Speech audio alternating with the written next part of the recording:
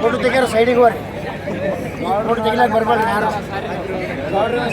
ಸ್ವಲ್ಪ ಹೊರಗೋಗಿ ಫೋಟೋ ತೆಗಿರಿ.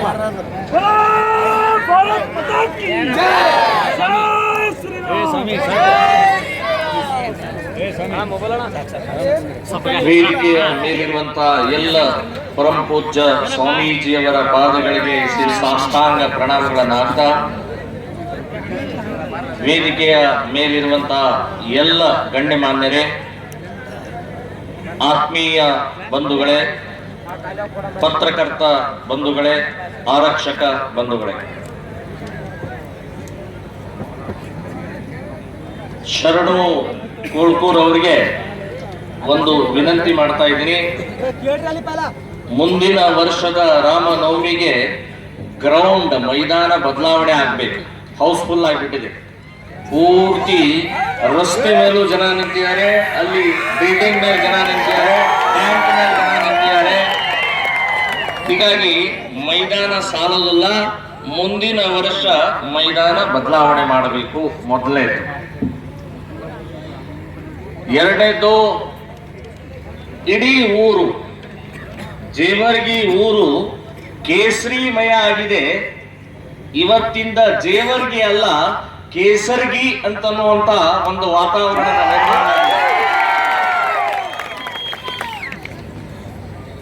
ಬಂಧುಗಳೇ. ಇವತ್ತಿನ ಈ ಸಭೆಗೆ ಹೆಸರು ಕೊಟ್ಟಿದ್ದು ಛಾತ್ರ ಸಮಾವೇಶ. ಅತ್ಯಂತ ಸಮರ್ಪಕವಾಗಿದೆ. ಸೊ ಇದು ಇವತ್ತಿನ ದೇಶದ ಸಮಾಜಕ್ಕೆ, ಜನರಿಗೆ ಬೇಕಾದದ್ದು ಛಾತ್ರತ್ವ, ಹೋರಾಟದ ಮನೋಭಾವನೆ ಬೇಕಾಗಿದೆ. ಇವತ್ತು ಹಿಂದೂ ಸಮಾಜ ದೇಶದಲ್ಲಿ ಹೇಗಾಗಿದೆ ಅಂದ್ರೆ ಎಲ್ಲದಕ್ಕೂ ಅಡ್ಜಸ್ಟ್ ಆಗ್ತಾ ಇದೆ. ಹೊಂದಾಣಿಕೆ ಮಾಡಿಕೊಳ್ಳುವಂತಹ ಪ್ರವೃತ್ತಿ ಇದೆಯಲ್ಲ, ಇದು ಹೋಗಲಾಡಿಸಿ ಅನ್ಯಾಯ, ಅಸತ್ಯ, ಅತ್ಯಾಚಾರ, ಭ್ರಷ್ಟಾಚಾರದ ವಿರುದ್ಧ ಹೋರಾಟ ಮಾಡುವಂತಹ ಮಾನಸಿಕತೆ ಸಮಾಜದಲ್ಲಿ ಬೆಳೆಸಬೇಕಾಗಿದೆ. ಅದಕ್ಕೆ ಇವತ್ತು ಹಿಂದೂ ಛಾತ್ರ ಸಭೆ ಅನ್ನುವಂಥದ್ದೇನು ಒಂದು ಹೆಸರು ಕೊಟ್ಟಿದ್ದಾರೆ. ನಿಜವಾಗಿಯೂ ಅಭಿನಂದನಾರ್ಹವಾದಂತಹ ಸಭೆಯಾಗಿದೆ. ಇವತ್ತಿನ ಒಂದು ಶೋಭಾಯಾತ್ರೆ ಇಡೀ ಜೇವರ್ಗಿಯ ಊರಿನ ಜನ ಎಲ್ಲರೂ ಭಾಗವಹಿಸಿದ್ದಾರೆ ಅಂತನ್ನುವಂಥದ್ದು ಎದ್ದು ಕಾಣಿಸ್ತಾ ಇತ್ತು. ಹಿಂದೂಗಳಿಗೆ ಸ್ಫೂರ್ತಿ ತುಂಬಿದೆ. ನಾವು ಇವತ್ತು ಶಕ್ತಿ ತುಂಬಿ ಹಿಂದೂ ಸಮಾಜಕ್ಕೆ ಒಂದು ನಿಶ್ಚಿತವಾದಂತಹ ಬಲ ತುಂಬಿದೀವಿ ಅಂತನ್ನುವಂಥದ್ದು ಸಂದೇಶ ಇವತ್ತಿನ ಶೋಭಾಯಾತ್ರೆ ಸಭೆ ಕೊಟ್ಟಿದೆ ಅಂತನ್ನುವಂಥದ್ದು ಹೇಳ್ತೀನಿ.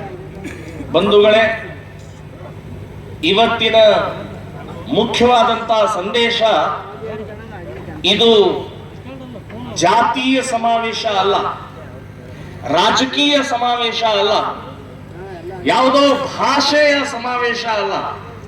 ಇದು ಹಿಂದೂಗಳ ಸಮಾವೇಶ. ಇಲ್ಲಿ ಬಂದಂಥವರು ಯಾರಿಗೂ ಬಾಡಿಗೆ ಬಂಟರಲ್ಲ. ಯಾರನ್ನ ಕರ್ಕೊಂಡ್ ಬಂದಿದ್ದೀವಿ, ದುಡ್ಡು ಕೊಟ್ಟು ಲಾರಿ ತುಂಬಿಸಿ, ಬಸ್ ತುಂಬಿಸಿ ಕರ್ಕೊಂಡು ಬಂದಂಥವರಲ್ಲ. ನಿಜವಾಗಿಯೂ ಹಿಂದೂ ಬಂಟರಿದ್ದಾರೆ, ಹಿಂದೂ ತಮ್ಮ ಸ್ವಂತ ಖರ್ಚಿನಿಂದ ಬಂದಿದ್ದಾರೆ.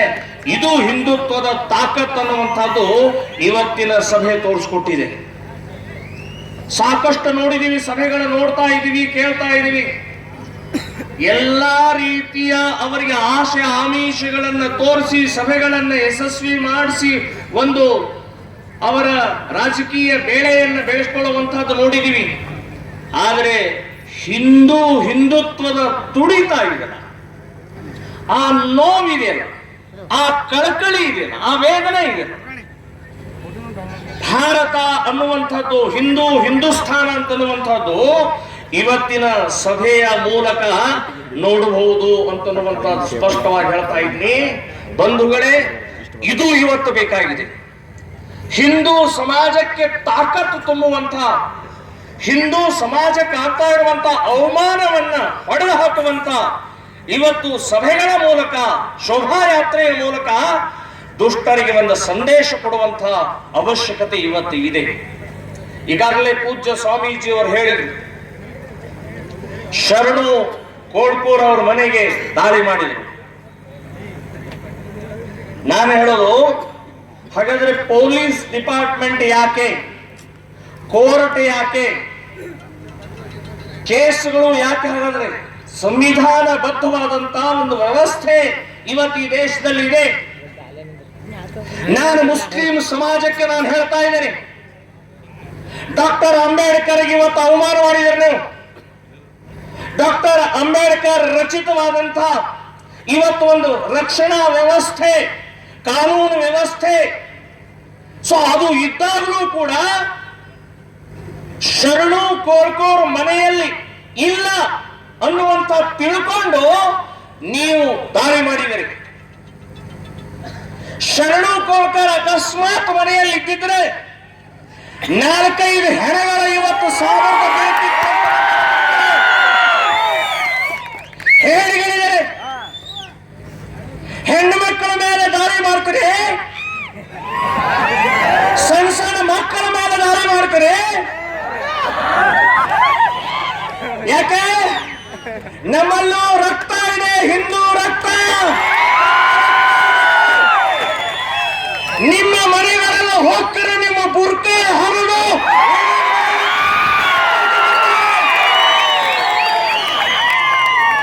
ಸೊಕ್ಕಿನ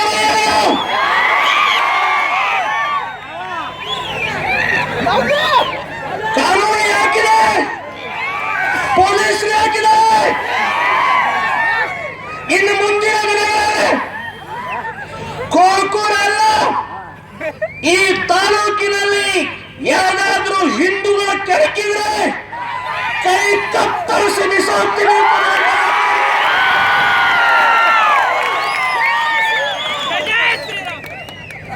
ಗಜನಿ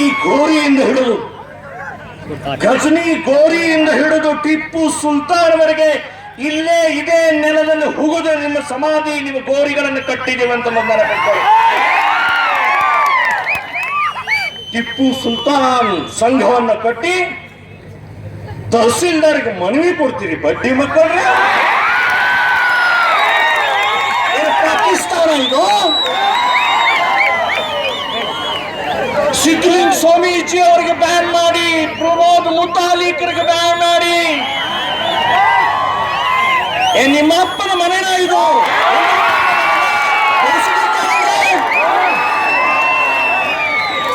ನಮ್ಮ ದೇಶದ ಇದು, ಭಾರತ ಮಾತೆಯ ದೇಶ ಇದು. ಎಲ್ಲಿ ಬೇಕಾದಲ್ಲಿ ಮಾತನಾಡಕ್ಕೆ ನಮಗೆ ಡಾಕ್ಟರ್ ಅಂಬೇಡ್ಕರ್ ಸಂವಿಧಾನ ಹಕ್ಕು ಕೊಟ್ಟಿದೆ. ಟಿಪ್ಪು ಸುಲ್ತಾನ್ ಹೆಸರು ಹೇಳಿ ಇವತ್ತು ನಾಟಕ ಆಡ್ತೀರಿ. ಟಿಪ್ಪು ಸುಲ್ತಾನ್ ದೇಶದ್ರೋಹಿ, ಮತಾಂಧ. 800 ದೇವಸ್ಥಾನ ಹೊಡೆದಂತ ಟಿಪ್ಪು ಸುಲ್ತಾನ್ ಹೆಸರು ಇಟ್ಕೊಂಡು ದಾಂಧಲೆ ಮಾಡ್ತಾರೆ. ನಾನು ಮಧ್ಯಾಹ್ನ ಶರಣು ಅವರ ಮನೆಗೆ ಊಟಕ್ಕೆ ಹೋಗಿದ್ದೆ.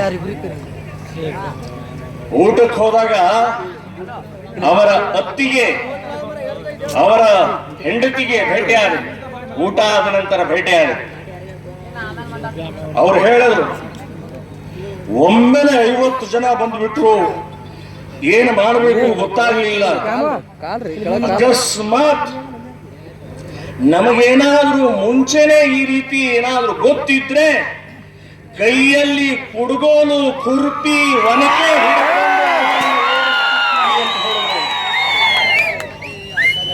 ಶರಣು ಕೋಳ್ಕೂರ್ ಅವರ ಹೆಂಡತಿ ಹೇಳಿದ್ರು, ನಮಗೆ ಹೆದರಿಕೆ ಆಗ್ತಿತ್ತು, ನಮ್ಮ ಗಂಡನಿಗೆ ಹೇಳ್ತಾ ಇದ್ದೆ ಇನ್ನು ಸಂಘಟನೆ ಬೇಡ ಅಂತ ಹೇಳ್ತಾ ಇದ್ದೆ. ನಾನು ಹೇಳೋದಿಲ್ಲ, ಇನ್ನು ಮೇಲೆ ಸಂಘಟನೆ ಮಾಡಿ ನಾವು ಹಿಂದೂ ಸಮಾಜದ ಜೊತೆಗೆ ನಾವಿದ್ದೀವಿ ಅಂತ ಹೇಳಿದ್ರು. ಶರಣು ಕೋಳ್ಕೂರ್ ಅವರ ತಂದೆ ಬಂದಿದ್ದಾರೆ. ಇಂಥ ಶ್ರೇಷ್ಠ ಒಬ್ಬ ಗಂಡಗಳಿಂದ ಜನ್ಮ ಕೊಟ್ಟಿದ್ದಕ್ಕೆ ಅವರ ತಂದೆಯವರಿಗೂ ಕೂಡ ನಾನು ನಮಸ್ಕಾರ.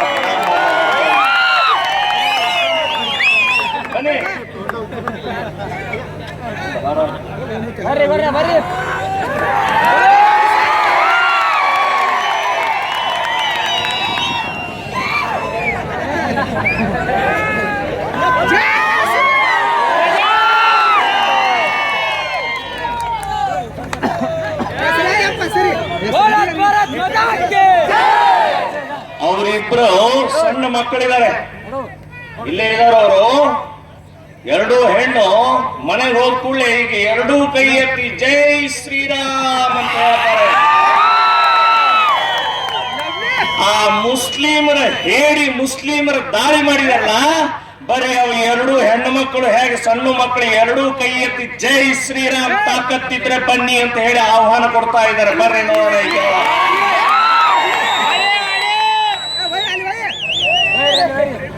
ಬಂಧುಗಳೇ, ಹೇಳಿ ಇಲ್ಲಿದ್ದಾರೆ ನೋಡಿ ಇವರಿಬ್ರು ಶರಣು, ಇಬ್ರು ಮಕ್ಕಳವ್ರು. ಮನೆಗೆ ಹೋದ್ರೆ ಎರಡೂ ಕೈ ಎತ್ತಿ ಜೈ ಶ್ರೀರಾಮ್ ಅಂತ ಹೇಳ್ತಾರವ್ರು. ಇವರು ಇಬ್ರು ಮಕ್ಕಳನ್ನ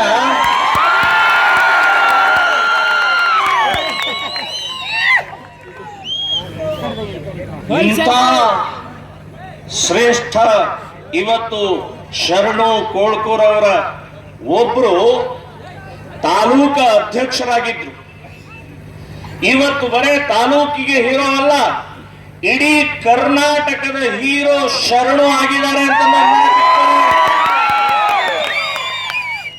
ನಾನು ಸಾಬ್ರಿಗೆ ಧನ್ಯವಾದ ಹೇಳ್ತೀನಿ.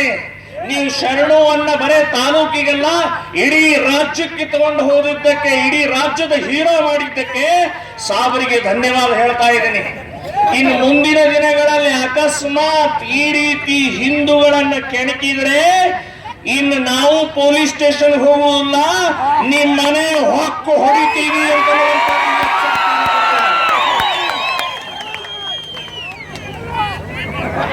ಬಂಧುಗಳೇ,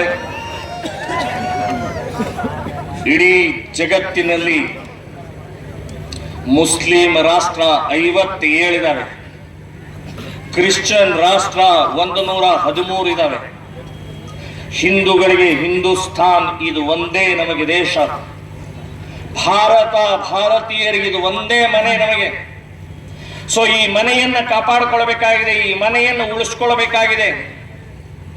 ಈ ಮನೆಯನ್ನು ಉಳಿಸ್ಕೊಳ್ಳೋಗೋಸ್ಕರ ನಾವು ಇವತ್ತು ಸಂಘಟಿತರಾಗಿ ಛಾತ್ರತ್ವವನ್ನು ಬೆಳೆಸುವಂತ ಅನಿವಾರ್ಯ ಅವಶ್ಯಕತೆ ಇದ್ದುದರಿಂದನೇ ಶ್ರೀರಾಮ ಸೇನೆ ಕಳೆದ 10 ವರ್ಷದಿಂದ ನಿರಂತರವಾಗಿ ಹಳ್ಳಿಗಳಲ್ಲಿ ಮನೆಗಳಲ್ಲಿ ಈ ವಿಚಾರವನ್ನ ತಲುಪಿಸ್ತಾ ಇದೀವಿ.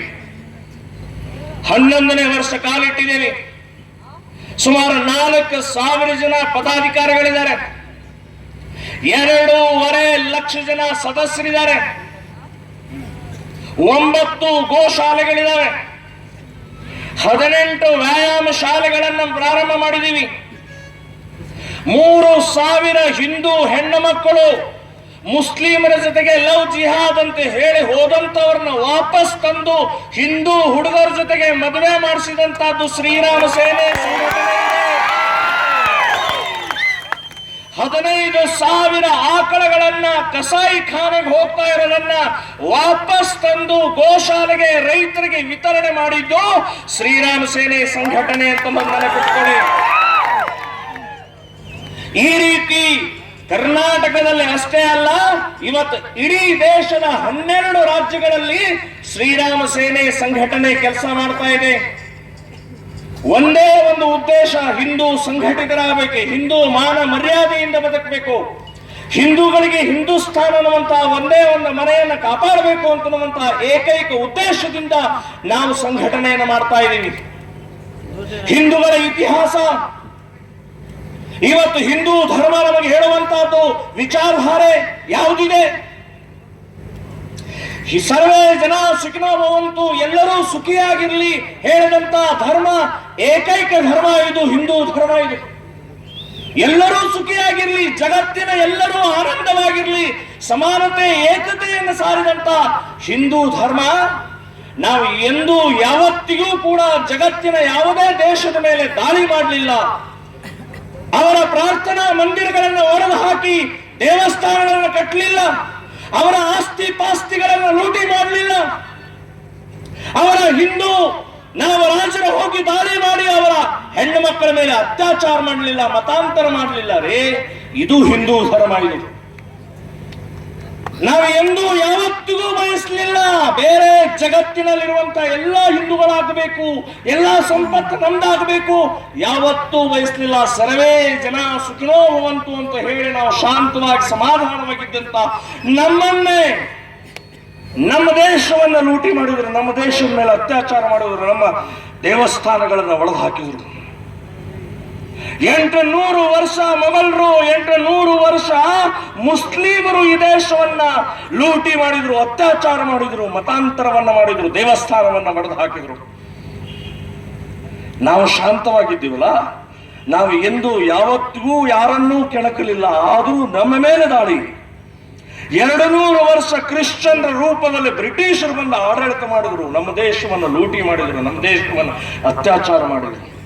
ಹೀಗೆ 1000 ವರ್ಷ ನಮ್ಮ ದೇಶವನ್ನು ಲೂಟಿ ಮಾಡಿದ್ರಿ. 800 ವರ್ಷ ಮುಸ್ಲಿಮರು ಈ ದೇಶವನ್ನು ಇಸ್ಲಾಂ ಮಾಡಬೇಕು, ಈ ದೇಶವನ್ನು ಕುರಾನಿನ ಆಧಾರದ ಮೇಲೆ, ಶರೀಯತ್ ಆಧಾರದ ಮೇಲೆ ನಡೆಸಬೇಕು ಅಂತ ಹೇಳಿ ಪ್ರಯತ್ನವನ್ನ ಮಾಡಿದ್ರು.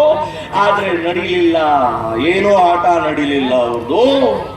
200 ವರ್ಷ ಕ್ರಿಶ್ಚಿಯನ್ರ ರಾಷ್ಟ್ರ ಮಾಡಬೇಕು, ಯೇಸು ಕ್ರಿಸ್ತನ ಮಯ ಮಾಡಬೇಕು ಅಂತ ಹೇಳಿ ಹೊರಟರು, ಅವ್ರದ್ದೂ ನಡೀಲಿಲ್ಲ. ಇವತ್ತಿಗೆ ನಾವು ಜೀವಂತವಾಗಿದ್ದೀವಿ, ಹಿಂದೂ ಧರ್ಮ ಜೀವಂತವಾಗಿದೆ.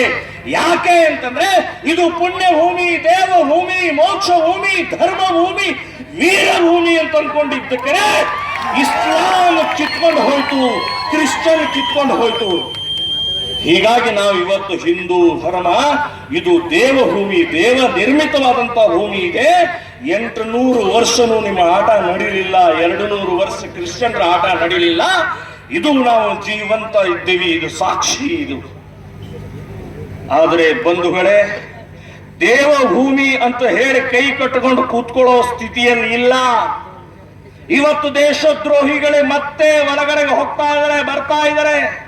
ಎಲ್ಲಾ ಕಡೆಯಿಂದ ಆಕ್ರಮಣಗಳು ನಡೀತಾ ಇದ್ದಾವೆ. ಇಸ್ಲಾಮಿಕ್ ಭಯೋತ್ಪಾದನೆ ಅನ್ನುವಂಥದ್ದು ಬರೇ ನಮ್ಮ ದೇಶದಲ್ಲಿ ಅಷ್ಟೇ ಅಲ್ಲ, ಜಗತ್ತಿನ ಎಲ್ಲಾ ದೇಶಗಳಿಗೆ ಇವತ್ತು ಕಂಟಕ ಆಗಿದ್ದಾರೆ. ಎಲ್ಲಾ ದೇಶಗಳಲ್ಲಿ ಎಲ್ಲೆಲ್ಲ ಹೋಗ್ತಾರೆ ಅಲ್ಲಿ ಬಾಂಬುಗಳು, ಕಡಿ ಹೊಡಿ ಬಡಿ ಬುರ್ಕಾ ಇದು ತುಂಬಿ ತುಳುಕ್ತಾ ಇದೆ, ಮೈಕು ಬಾಂಬು ಇದೆಲ್ಲ ಹೊಡ್ಕೊಂಡು ಹೋಗ್ತಾ ಇರುವಂತಹ ಸಂದರ್ಭದಲ್ಲಿ ಎಲ್ಲಾ ರಾಷ್ಟ್ರಗಳಲ್ಲಿ ಇವತ್ತು ಕಂಟಕ ಆದಂತಹ ಇಸ್ಲಾಮಿಕ್ ಭಯೋತ್ಪಾದಕರನ್ನ ಅಮೆರಿಕಾದ ಅಧ್ಯಕ್ಷ ಟ್ರಂಪ್, ನೋಡಿ ಟ್ರಂಪ್ ಹೆಸರು ಕೂತ ತಕ್ಷಣನೇ ಗೆದ್ದ ದಿನಾನೇ ಮೊದಲನೇ ದಿನಾನೇ ಘೋಷಣೆ ಮಾಡಿದ್ದು ಏನು ಅಂತಂದ್ರೆ ಇಸ್ಲಾಂ 7 ಮುಸ್ಲಿಮ ರಾಷ್ಟ್ರಗಳಿಗೆ ಅಮೆರಿಕ ಪ್ರವೇಶವನ್ನ ನಿಷೇಧ ಮಾಡಿದರು. ಅಂದ್ರೆ ಅಮೆರಿಕ ಕೂಡ ಕಷ್ಟ ಆಗಿದೆ, ಎಷ್ಟು ತೊಂದರೆ ಆಗಿದೆ ಅಂತ ಅನ್ನೋದನ್ನ ಟ್ರಂಪ್ ಕೂತ ಮೊದಲೇ ದಿನಾನೇ ಘೋಷಣೆ. ಚೀನಾ ನಮ್ಮ ಶತ್ರು ದೇಶ, ನಾವು ಎಂದೂ ಒಪ್ಪುವುದಿಲ್ಲ ಚೀನಾನ. ಚೌಚು ಚೌಚು ಚೌಚು ಅಂತ ಏನೇನೋ ಹೆಸರು ಇಟ್ಕೊಂಡು ಸೊ ಅಂತ ಚೀನಾ ಪಾಕಿಸ್ತಾನ್ ಜೊತೆಗೆ ದೋಸ್ತಿ ಮಾಡ್ತಾ ಇದೆ. ಆದ್ರೂ ಕೂಡ ನಿನ್ನೆ ಒಂದು ಆರ್ಡರ್ ಮಾಡಿದೆ, ಚೀನಾ ದೇಶದಲ್ಲಿ ಮಸೀದಿ ಕಟ್ಟಬೇಕಾದ್ರೆ ಪರ್ಮಿಷನ್ ಬೇಕು, ಮೈಕ್ ಹಾಕಂಗಿಲ್ಲ, ಬುರ್ಕಾ ಇಲ್ಲ, ಹೆಸರುಗಳನ್ನ ಇಡಬೇಕಾದ್ರೆ ಈ ಹೆಸರುಗಳನ್ನು ಇಡೋಂಗಿಲ್ಲ ಅಂತ ಹೇಳಿ 22 ಹೆಸರುಗಳನ್ನ ಡಿಕ್ಲೇರ್ ಮಾಡಿದ್ದಾರೆ. ಚೀನಾ ಇಡೀ ಜಗತ್ತಿನಲ್ಲಿ ಜನಸಂಖ್ಯೆಯಲ್ಲಿ ನಂಬರ್ 1 ಇರುವಂತ ಚೀನಾಕ್ಕೆ ಪುಕು ಪುಕು, ಮುಸ್ಲಿಮರಿಂದ ಪುಕು ಪುಕು ಅಂದ್ರೆ ಎಷ್ಟು ಕಂಟಕ ಆಗಿದ್ದಾರೆ. ಇವತ್ತು ನಾವು ಈ ನಮ್ಮ ದೇಶದಲ್ಲಿ ನಾವು ಎಂದೂ ಯಾವತ್ತಿಗೂ ಕೇಡನ್ನು ಬಯಸಲಿಲ್ಲ. ಮಸೀದಿ ಕಟ್ಟಕ್ಕೆ ಅವಕಾಶ ಮಾಡಿಕೊಟ್ಟಿವಿ, ನಮಾಜ್ ಮಾಡಕ್ ಅವಕಾಶ ಮಾಡಿಕೊಟ್ಟಿವಿ, ಚರ್ಚ್ ಕಟ್ಟಕ್ಕೆ ಅವಕಾಶ ಮಾಡಿಕೊಟ್ಟಿವಿ. ನಿಮಗೆ ಚರ್ಚ್ನಲ್ಲಿ ಪ್ರಾರ್ಥನೆ ಮಾಡಕ್ಕೆ ಅವಕಾಶ ಮಾಡಿಕೊಟ್ಟಿದ್ದೀವಿ. ನೀವು ಸಿಮೆಂಟು ಕಲ್ಲು ಮಸೀದಿ ಕಟ್ಟಕ್ಕೆ ಇರಾನ್, ಇರಾಕ್, ತಜ್ಕಿಸ್ತಾನ್, ತುರ್ಕಿಸ್ತಾನ್ದಿಂದ ತರಲಿಲ್ಲ. ಇಲ್ಲಿಯ ಕಣ್ಣನ್ನು, ಇಲ್ಲಿಯ ಕಲ್ಲು, ಮಣ್ಣು, ಸಿಮೆಂಟಿನಿಂದ ಕಟ್ಟಿದ್ದೀರಿ ಅಂತ ನೆನಪಿಟ್ಕೊಳ್ಳಿ. ನಾವೇನಾದರೂ ಹಿಂದೂ ಸಮಾಜ ಫ್ಯಾಸಿಸಂ, ಕೋಮುವಾದಿ, ಜಾತಿವಾದಿ ಇದ್ದಿದ್ರೆ ಇಲ್ಲಿ ಒಂದೇ ಒಂದು ಮಸೀದಿ ಕಟ್ಟಕ್ಕೆ ಅವಕಾಶ ಮಾಡಿಕೊಡ್ತಾ ಇರಲಿಲ್ಲ, ನಮಾಜ್ ಮಾಡಕ್ಕೆ ಅವಕಾಶ ಮಾಡಿಕೊಡ್ತಿರ್ಲಿಲ್ಲ. ಆದ್ರೆ ನಾವು ಹಾಗೆಲ್ಲ, ಎಲ್ಲರನ್ನೂ ಸ್ವಾಗತ ಮಾಡಿದೀವಿ. ಎಲ್ಲಾ ದೇಶಗಳಿಗೆ, ಜಗತ್ತಿನ ಜಗತ್ತಿನಲ್ಲಿ ಯಾವಾಗ ತೊಂದರೆ ಆಯ್ತೋ ಅವಾಗ ಆಶ್ರಯ ಕೊಟ್ಟಂತ ಏಕೈಕ ದೇಶ ಅಂದ್ರೆ ಭಾರತ ದೇಶ ಅಂತ ನೆನಪಿಟ್ಕೊಳ್ಳಿ.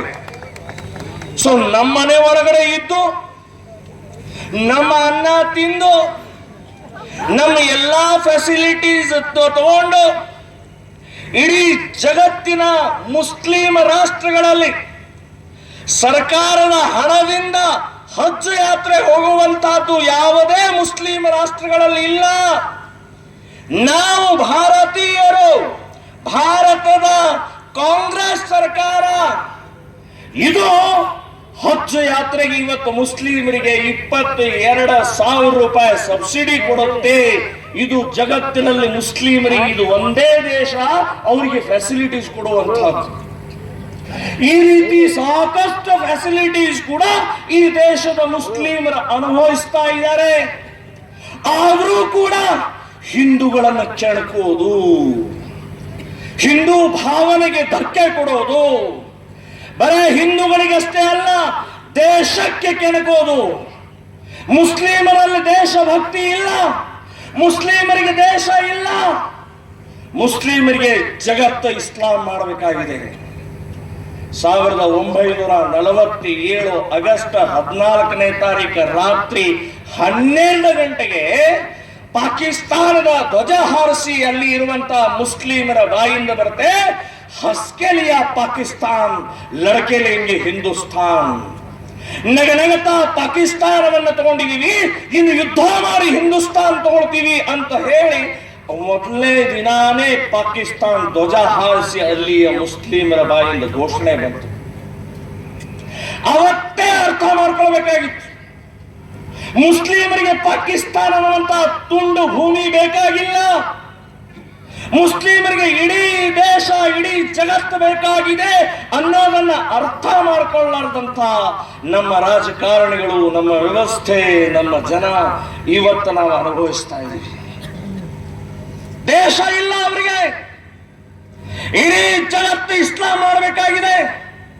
ಅದಕ್ಕೆ ಅಸಾವುದ್ದೀನ್ ಓವೈಸಿ ಈ ಭಾಗ್ಯನಗರದ ಒಬ್ಬ MP 5 ಸಲ ಗೆದ್ದು ಬಂದಂತ ಒಬ್ಬ MP ಹೇಳ್ತಾರೆ, ನನ್ನ ಕುತ್ತಿಗೆ ಮೇಲೆ ತಲವಾರಿಟ್ರು, ನನ್ನ ಕುತ್ತಿಗೆ ಮೇಲೆ ನೀವು ಬಂದೂಕಿಟ್ರು ಕೂಡ ನನ್ನ ಬಾಯಿಂದ ಭಾರತ್ ಮಾತಾ ಕಿ ಜೈ ನಾನು ಹೇಳೋದಿಲ್ಲ ಅಂತ ಅಸಾವುದ್ದೀನ್ ಹೇಳ್ತಾನೆ. ಬೋಸುಡಿಕೆ, ನೀನು ಈ ದೇಶದ ಅನ್ನ ತಿಂತಾ ಇದೀಯ, 5 ಸಲ MP ಆಗಿದಿ, ಸಂವಿಧಾನ ಬದ್ಧವಾದಂತ ವಚನಬದ್ಧ ಆಗಿ ನೀನು MP ಆಗಬೇಕಾದ್ರೆ ನೀನು ಕಾನೂನಿನ ಸಂವಿಧಾನವನ್ನು ಒಪ್ಪಿದೀನಿ. ಸಂವಿಧಾನ ಒಪ್ಪಿದ ಮೇಲೆ ಈ ದೇಶಕ್ಕೆ ಗೌರವ ಕೊಡುವುದು ನಿನ್ನ ಕರ್ತವ್ಯ. ಅದು ಬಿಟ್ಟು ನನ್ನ ಕುತ್ತಿಗೆ ಮೇಲೆ ತಲವಾರಿಟ್ಟರು ಕೂಡ ನಾನು ಭಾರತ್ ಮಾತಾ ಕಿ ಜೈ ಅಂತ ಹೇಳುವುದಿಲ್ಲ ಅಂತನ್ನುವಂಥವ್ರು ನೀನು ಪಾಕಿಸ್ತಾನದ ಹೇಲ್ ತಿಂತಾ ಇದಿಲೇ ಬೋಸುಡಿಕೆ. ನಮ್ಮ ದೇಶದ ಅನ್ನ ತಿಂತಾ ಇಲ್ಲ, ನೀನು ಪಾಕಿಸ್ತಾನದ ಹೇಲ್ ತಿಂತಾ ಇದೆ. ಅದಕ್ಕೆ ನಿನಗೆ ಆ ಬಾಯಿಂದ ಬರ್ತಾ ಇದೆ, ಒಳಗಡೆಯಿಂದ ಬರ್ತಾ ಇದೆ. ಅದು ಈ ದೇಶದ ಕಾನೂನು, ಈ ದೇಶದ ಸಂವಿಧಾನ, ಈ ದೇಶದ ವ್ಯವಸ್ಥೆ. ಇವತ್ತು ನಾನು ಭಾರತ್ ಮಾತಾ ಕಿ ಜೈ ಹೇಳುವುದಿಲ್ಲ ಅನ್ನುವಂಥವ್ರಿಗೆ ಏನು ಮಾಡಲಿಲ್ಲ ರೀ, ಏನು ಮಾಡಲಿಲ್ಲ, ಏನೇನು ಅವರನ್ನು ಅರೆಸ್ಟ್ ಮಾಡಲಿಲ್ಲ, ಕೇಸ್ ಇಲ್ಲ, ಅವನಿಗೆ ಏನು ಮಾಡಲಿಲ್ಲ. ಇದನ್ನೇ ಅಕಸ್ಮಾತ್ ತಿಳ್ಕೊಳ್ಳಿ, ಪ್ರವಾದ್ ಮುತಾಲಿಕ್ ಪಾಕಿಸ್ತಾನದಲ್ಲಿ ಹೋಗಿ ಪಾಕಿಸ್ತಾನ್ ಜಿಂದಾಬಾದ್ ನಾನು ಹೇಳುವುದಿಲ್ಲ ಅಂತ ಹೇಳಿದ್ರೆ ಅಲ್ಲೇ ನನ್ನ ರುಂಡನ್ನು ಕತ್ತರಿಸ್ತಾ ಇದ್ರು ಈ ದೇಶದ ಜನ ಭಾರತ್ ಮಾತಾ ಕಿ ಜೈ ಅಂತ ಹೇಳುವಂತವ್ರ ಜನ ಕೂಡ ನಮ್ಮ ಆಕ್ರೋಶ ಇವತ್ತು ಹೊರಗೆ ಬರಲಿಲ್ಲ ರೀ. ನಾನು ಹೇಳೋ ಇವತ್ತು ಅಸಾವುದ್ದೀನ್ ಓವೈಸಿ ಎಲ್ಲಿವರೆಗೆ ನಿನ್ನ ಬಾಯಿಂದ ಭಾರತ್ ಮಾತಾ ಕಿ ಜೈ ಬರುವುದಿಲ್ಲ ಅಲ್ಲಿವರೆಗೆ ಈ ದೇಶದ ಮುಸ್ಲಿಮರ ಜೊತೆಗೆ ಯಾವುದೇ ವ್ಯಾಪಾರ ವ್ಯವಹಾರ ಮಾಡುವುದಿಲ್ಲ ಅಂತ ನಾವು ನಿರ್ಧಾರ ಮಾಡಿದ್ದೀವಿ. ಬರೇ ಅಸಾವುದ್ದೀನ್ ಓವೈಸಿ ಒಬ್ಬ MP ಅಲ್ಲ, ಮುಸ್ಲಿಮರ ಪ್ರತಿನಿಧಿಯಾಗಿ ಅವನು ಇವತ್ತು ಹೊಗಳ್ತಾ ಇದ್ದಾನೆ. ಈ ದೇಶದ ಅನ್ನ ತಿಂತಾ ಇದ್ರಿ. ಅವನ ತಮ್ಮ ಒಬ್ಬನಿದ್ದಾನೆ, ಅವನು ಇನ್ನೂ ನಮಕ್ ಹರಾಮ. ಅವನು ಅಕ್ಬರ್ ಉದ್ದೀನ್ ಓವೈಸಿ ಅವನು ಹೇಳ್ತಾನೆ, ನಾನು ಈ ಉದಾಹರಣೆಗಳನ್ನು ಯಾಕೆ ಹೇಳ್ತಾ ಇದ್ದೇನೆ ಅಂದ್ರೆ ಅವರಲ್ಲಿ ದೇಶಭಕ್ತಿ ಇಲ್ಲ ಅನ್ನೋದಕ್ಕೆ ಉದಾಹರಣೆ ಹೇಳ್ತಾ ಇದ್ದೇನೆ. ಅವನು ಹೇಳ್ತಾನೆ 15 ನಿಮಿಷ ಪೊಲೀಸರ ಪಕ್ಕಕ್ಕೆ ಸರಿಲೆ 100 ಕೋಟಿ ಹಿಂದೂಗಳನ್ನ ನಾವು 20 ಕೋಟಿ ಮುಸ್ಲಿಮರು ಕತ್ತರಿಸಿ ಬಿಸಾಕ್ತೀವಿ, ಕೊಂದು ಹಾಕ್ತೀವಿ ಅಂತ ಹೇಳಿ ಅಕ್ಬರ್ ಉದ್ದೀನ್ ಓವೈಸಿ ಓಪನ್ ಚಾಲೆಂಜ್ ಕೊಡ್ತಾನೆ. ಸಾರ್ವಜನಿಕ ಸಭೆಯಲ್ಲಿ ಹೇಳ್ತಾನೆ. ಬಂಧುಗಳೇ, ಅಕ್ಬರ್ ಉದ್ದೀನ್ ಓವೈಸಿ ಈ ದೇಶದಲ್ಲಿ ಈ MLA ಅಜಯ್ ಸಿಂಗ್ ಅವರೇ, ನೀವು ಬಹಳ ಮುಸ್ಲಿಮರಿಗೆ ಸಪೋರ್ಟ್ ಕೊಟ್ಟಿದ್ದೀರಿ, ಅದಕ್ಕೆ ಅಜಯ್ ಸಿಂಗ್ ಅವರೇ ನೀವು ಸ್ವಲ್ಪ ಪಕ್ಕಕ್ಕೆ ಬರ್ರಿ ಅಂತ ಹೇಳಲಿಲ್ಲ. 100 ಕೋಟಿ ಒಳಗೆ ನೀವು ಬಂದ್ರಿ. ಮಾನ್ಯ ಸಿದ್ದರಾಮಯ್ಯನವರೇ ಶಾದಿ ಭಾಗ್ಯ ಮಾಡಿದ್ರಿ ಅಂತ ಹೇಳಿ ಸಿದ್ದರಾಮಯ್ಯನವರೇ ಪಕ್ಕಕ್ಕೆ ಬರ್ರಿ ಅಂತ ಹೇಳಲಿಲ್ಲ. 100 ಕೋಟಿ ಒಳಗೆ ನಿಮ್ಮನ್ನೂ ಸೇರಿಸಿದ. ಕಾಂಗ್ರೆಸ್ನವರೇ ನಿಮ್ಮನ್ನು ಸೇರಿಸಿ 100 ಕೋಟಿ ಜನರನ್ನ ಹಿಂದೂಗಳನ್ನು ಅಂತ ಹೇಳ್ದ ಅಂತ ಅನ್ನೋದು ಸ್ವಲ್ಪ ಆದ್ರೂ ಯೋಚನೆ ಮಾಡ್ರಿ. ಸ್ವಲ್ಪ ಆದ್ರೂ ಮಾನ ಮರ್ಯಾದೆ ನಿಮ್ಗೇನಾದ್ರೂ ಇದ್ರೆ ಈ ದೇಶದ ಮುಸ್ಲಿಮರಿಗೆ ದೇಶ ಅನ್ನುವಂಥದ್ದಿಲ್ಲ. ಇಸ್ಲಾಮ ದೇಶ ಮಾಡಬೇಕಾಗಿದೆ, ಇಸ್ಲಾಮ ರಾಷ್ಟ್ರ, ಇಸ್ಲಾಮ ಜಗತ್ತು ಮಾಡಬೇಕಾಗಿದೆ. ಕಿತ್ತೂರು ರಾಣಿ ಚೆನ್ನಮ್ಮ ಮೈದಾನದಲ್ಲಿ ಅಲ್ಲಿ ರಾಷ್ಟ್ರ ಧ್ವಜ ಹಾರಿಸೋಕೆ ಅಲ್ಲಿಯ ಮುಸ್ಲಿಮರ ವಿರೋಧ ಮಾಡಿದ್ರು. ಯಾಕೆ? ಆ ಜಾಗ ನಮ್ದು, ಆಯ್ತು ನಿಮ್ದೇ ಜಾಗ ಅಂತ ನೋಡ, ಆದ್ರೆ ರಾಷ್ಟ್ರ ಧ್ವಜ ಹಾರಿಸೋಕೆ ನಿಮ್ದೇನ್ ನಿಮ್ಮ ಅಪ್ಪನ ಗಂಟ ಏನು ಹೋಗುತ್ತೆ? ನಿಮ್ಮ ತಲೆ ಮೇಲೆ ಕೂಡ ರಾಷ್ಟ್ರ ಧ್ವಜ ಹಾರಿಸುವಂತ ಕೆಲಸ ನಾವು ಮಾಡಬೇಕಾಗಿದೆ. ರಾಷ್ಟ್ರ ಧ್ವಜ ಹಾರಿಸೋಕೆ ಗುಂಡು ಹಾರಿಸಿದ್ರು ಕಾಂಗ್ರೆಸ್ನವರು. 7 ಜನರ ಬಲಿದಾನ ಆಯ್ತು. ಯಾವಾಗ? ಸ್ವಾತಂತ್ರ್ಯ ಬಂದ ನಂತರ. ಕಾಂಗ್ರೆಸ್ ಗೌರ್ಮೆಂಟ್ ಮುಸ್ಲಿಮರ ಅಪೀಸ್ಮೆಂಟ್ ನಿಂದ ಅವ್ರಿಗೆ ಹೇಳಬೇಕಾಗಿತ್ತು ಆ ಜಾಗ ಯಾರ್ದು ಏನು ಅಂತ ಕೋರ್ಟ್ ಡಿಸೈಡ್ ಮಾಡುತ್ತೆ. ಬಾಯಿ ಮುಚ್ಕೊಂಡು ರಾಷ್ಟ್ರ ಧ್ವಜ ಹಾರಿಸೋಕೆ ಅವಕಾಶ ಮಾಡಿಕೊಡ್ಬೇಕು ಅಂತ ನಾವು ಹೇಳಬೇಕಾಗಿತ್ತು. ನಿರ್ಲಜ್ಜ ಕಾಂಗ್ರೆಸ್ ಸರ್ಕಾರ ಗುಂಡು ಹಾರಿಸಿದ್ರಿ. ನಾನೇ ಆ ಹೋರಾಟದಲ್ಲಿ ಇದ್ದೆ. 3 ದಿನ ಆ ರಾಷ್ಟ್ರ ಧ್ವಜ ಹಾರಿಸೋಗೋಸ್ಕರ ಒಳಗಡೆಗೆ ಚರಂಡಿ ಒಳಗಡೆ ಹೋಗಿ ನಾವು ಮಲ್ಕೊಳ್ತಾ ಇದ್ದೀವಿ. ಬಂಧುಗಳೇ, ಮುಸ್ಲಿಮರಿಗೆ ದೇಶ ಇಲ್ಲ ಅಂತ ಅನ್ನೋದಕ್ಕೆ ಈ ಉದಾಹರಣೆ ಹೇಳ್ತಾ ಇದ್ದೀನಿ. ಭಾರತ್ ಮಾತಾ ಕಿ ಜೈ ಹೇಳುವುದಿಲ್ಲ. ಎಂಥ ದ್ರೋಹರಿ ಫತ್ವಾ ಹೊರಡಿಸ್ತಾರೆ ನೀವು. ಇವತ್ತು ಎಷ್ಟು ಫತ್ವಾಗಳು ಹೊರಡಿಸಿದ್ದಾರೆ? ಯಾರು ಬಾಂಬ್ಗಳನ್ನು ಹಾಕಿದ್ದಾರೆ, ಯಾರು ಟೆರರಿಸ್ಟ್ ಇದ್ದಾರೆ, ಅವರ ವಿರುದ್ಧ ಒಂದು ಫತ್ವಾ ಆದ್ರೂ ಇದೆಯಾ ನಿಮ್ದು? ಸೈನಿಕರ ಮೇಲೆ ಕಲ್ಲು ಎಸೀತಾ ಇರುವಂತಹ ಕಾಶ್ಮೀರಿ ಮುಸ್ಲಿಂ ದೇಶದ್ರೋಹಿ ಮುಸ್ಲಿಮರ ಯುವಕರ ವಿರುದ್ಧ ನಿಮ್ಮ ಫತ್ವಾ ಇದೆಯಾ? ಇದೆಲ್ಲ ನಾಟಕಾರಿ ಇರುವುದು. ಅವರಿಗೆ ದೇಶ ಇಲ್ಲ, ಅವರಿಗೆ ಇಡೀ ಜಗತ್ತು ಇಸ್ಲಾಂ ಮಾಡಬೇಕಾಗಿದೆ ಅಂತ ಅನ್ನೋದು ನೆನಪಿಟ್ಕೊಳ್ಳಿ. ಅಬ್ದುಲ್ ಕಲಾಂ ಮುಸ್ಲಿಂ ಮತ್ತು ಇಸ್ಲಾಂ ಇವೆರಡೂ ಬೇರೆ ಬೇರೆ. ಮುಸ್ಲಿಂ ಬಹಳ ಒಳ್ಳೆಯವನಿದ್ದಾರೆ, ಆದ್ರೆ ಇಸ್ಲಾಂ ಅನ್ನುವಂಥದ್ದು ಬಹಳ ಡೇಂಜರಸ್ ಇದೆ ಅಂತ ನೆನಪಿಟ್ಕೊಳ್ಳಿ. ಅಬ್ದುಲ್ ಕಲಾಂ ಇವರು ಮುಸ್ಲಿಂ ಇದ್ರು, ಇವರ ಶ್ರೇಷ್ಠ ಭಾರತೀಯ ಇದ್ರು, ಒಬ್ಬ ಶ್ರೇಷ್ಠ ವಿಜ್ಞಾನಿ, ಶ್ರೇಷ್ಠ ರಾಷ್ಟ್ರಪತಿ, ಅತ್ಯಂತ ಶ್ರೇಷ್ಠವಾದಂತ ಒಬ್ಬ ದೇಶಭಕ್ತ ಇದ್ದಿದ್ರಿಂದ ಅವರು ಉಳಿದ್ರು, ಇಸ್ಲಾಂ ಆಗಲಿಲ್ಲ. ಅವರು ಕೈಯಲ್ಲಿ ಭಗವದ್ಗೀತೆಯನ್ನು ಹಿಡಿದ್ರು. ಇಸ್ಲಾಂ ಜಾಕೀರ್ ನಾಯ್ಕ್ ಬಡ್ಡಿ ಮಗ ಓಡಿ ಹೋಗಿದ್ದಾನೆ. ಜಾಕೀರ್ ನಾಯ್ಕ್ ಇಸ್ಲಾಂ. ಜಾಕೀರ್ ನಾಯ್ಕಿನ ಬಾಯಿಂದ ಬರೋದು ಏನು? ಎಲ್ಲಾ ರೀತಿಯ ಇವತ್ತು ಭಾರತ ವಿರೋಧಿ, ಹಿಂದೂ ವಿರೋಧಿ. ಸೊ ಅಂಥವನ ಇವನು ಇಸ್ಲಾಂ. ಇವನು ಸೊ ಈ ಇಸ್ಲಾಂ ಮತ್ತು ಮುಸ್ಲಿಂ ಅನ್ನುವಂಥದ್ದು ಪ್ರತ್ಯೇಕವಾಗಿದೆ ಅಂತ ನಾವು ನೆನಪಿಟ್ಕೊಳ್ಬೇಕು. ಇವತ್ತಿನ ಮೆರವಣಿಗೆ ಹೋಗ್ಬೇಕಾದ್ರೆ ಮಸೀದಿ ಮುಂಚೆ ನಿಲ್ಲಿಸಿದ್ರು ನಮ್ಮ ಪೊಲೀಸ್ ಬಂಧುಗಳು. ಯಾಕೆ? ನಾವು ಮಸೀದಿ ಮುಂದೆ ಹೋಗ್ತಾ ಇಲ್ಲ, ರಸ್ತೆ ಮೇಲೆ ಹೋಗ್ತಾ ಇದೀವಿ. ರಸ್ತೆ ಯಾರ ಮಸೀದಿ ನಮಾಜ್ ಮಾಡ್ತಾರೆ, ನಮಾಜಿಗೆ ನಾವು ಏನೋ ತೊಂದರೆ ಮಾಡ್ತಾ ಇಲ್ಲಲ್ಲ. ನಮ್ಮ ಮೆರವಣಿಗೆ ನಮ್ಮ ಪಾಡಿಗೆ ನಾವು ಹೋಗ್ತೇವೆ ಶಾಂತವಾಗಿ. ನೀವ್ಯಾಕೆ ತಡಿತಾ ಇದ್ರಿ? ತಡದ ನಮ್ಮನ್ನ ಕೆಣಕ್ತಾ ಇದ್ದಾರೆ.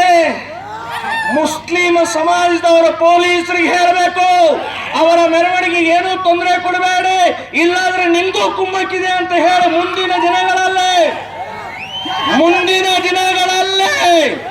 ಎಚ್ಚರಿಕೆ ಕೊಡಬೇಕಾಗತ್ತೆ. ಏನು ಅನಾಹುತ ಆದ್ರೆ ನಾವು ಜವಾಬ್ದಾರಿ ಅಲ್ಲ, ಮುಸ್ಲಿಮರ ಜವಾಬ್ದಾರಿ ಆಗ್ತಾರೆ ಅಂತ ನೆನಪಿಟ್ಕೊಳ್ಳಿ. ಸೋನು ನಿಗಮ್ ಒಬ್ಬ ಶ್ರೇಷ್ಠ ಹಾಡುಗಾರ, ಅತ್ಯಂತ ಜಗತ್ತಿನಲ್ಲಿ ಇವತ್ತು ಒಳ್ಳೆ ಹಾಡುಗಾರ ಅಂತ ಹೇಳಿ ಸುಪ್ರಸಿದ್ಧ ಹಾಡುಗಾರ. ಅವನು ಹೇಳ್ತಾ ಇದ್ದಾನೆ, ಬೆಳಿಗ್ಗೆ 5 ಗಂಟೆಗೆ ನನ್ನ ನಿದ್ದೆ ಕೆಡಿಸ್ತಾ ಇರುವಂತ ಮೈಕಿನ ಸಂಬಂಧ ಮಾತನಾಡಿದ್ದು ಇವತ್ತು ಇಡೀ ದೇಶದಲ್ಲಿ ಚರ್ಚೆ ಆಗ್ತಾ ಇದೆ. ಶ್ರೀರಾಮ ಸೇನೆ ಸಂಘಟನೆ ಸೋನು ನಿಗಮ್ಗೆ ಬೆಂಬಲಿಸುತ್ತೆ, ಅಭಿನಂದನೆಗಳನ್ನು ಹೇಳ್ತಾ ಇದ್ದೇನೆ.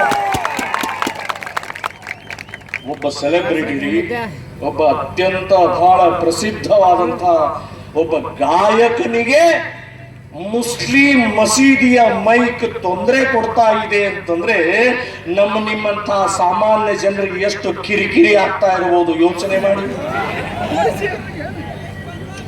ಕಾನೂನು ಬಗ್ಗೆ ಮಾತನಾಡುವಂತವ್ರು, ಕಾನೂನು ಬಗ್ಗೆ ನಮಗೆ ಹೇಳುವಂತವ್ರು, ಇವತ್ತು ಸುಪ್ರೀಂ ಕೋರ್ಟಿನ ಆಜ್ಞೆ ಇದೆ, ಬೆಳಗ್ಗೆ 6 ಗಂಟೆಯಿಂದ ರಾತ್ರಿ 10 ಗಂಟೆವರೆಗೆ ಮಾತ್ರ ಮೈಕನ್ನು ಉಪಯೋಗಿಸಬೇಕು ಅಂತ ಹೇಳಿ ಸುಪ್ರೀಂ ಕೋರ್ಟ್ ಹೇಳಿ